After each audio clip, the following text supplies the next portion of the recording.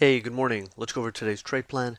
So in the overnight session, for the most part, the market has been balancing within a range, but the buy side has been a bit more dominant, and buyers have held ES above Friday's VPOC and pushed ES beyond Friday's high. Now, even though we've seen a little bit more bullishness in the overnight session, our overall short-term bias heading into the open continues to be neutral because the market is still technically trading within a balance and within a range, and it can still tip in either direction. So heading into the open, we have the initial resistance zone at 94.5 to 97, and we will have to see broad market strength and some decent and sustained upside momentum in order to get any sustained breakout beyond 94.5 to 97.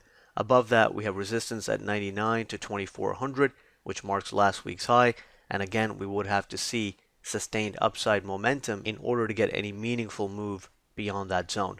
On the downside, we have the aggressive area of support at 87.5 to 89. Holding above that area would still leave the door open for a test of the initial resistance zone and potentially higher, while a break below 87.5 to 89 would signal some weakness on the smaller time frames and bring the 83 to 85 initial support zone into play. Now, technically, responsive buyers can be active at 83 to 85, but because our short-term bias is neutral and we have to be nimble and flexible with our real-time bias, we have to see how the market is approaching the 83 to 85 zone, and if we are heading down on broad market weakness and a lot of downside momentum, then 83 to 85 is not a zone that must hold. The stronger area of support is lower at 79 and 75.5 to 78. Now that zone marks the short-term balance area low, and you would also be exhausting the range as you head into 75.5 to 78. So that's still a pretty good spot for responsive buyers to be active. But at 83 to 85, we have to see how the day is developing in real time and how the market is approaching that zone in order to determine if it's still a good enough zone to fade and enter long at. So again, heading into the open, our short-term bias continues to be neutral.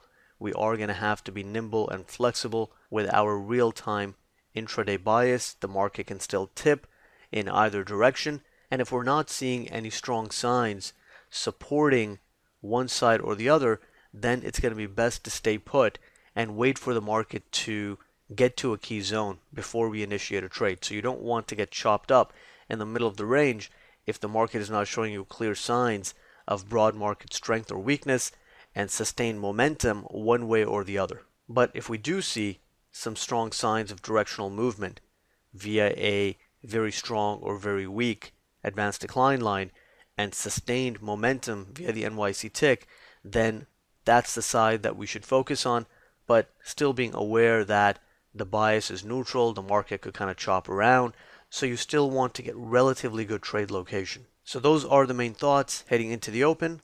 Let's see how the market responds to pre-market support and the initial resistance zone. That's going to help us set the bias on the day, and we'll take it from there.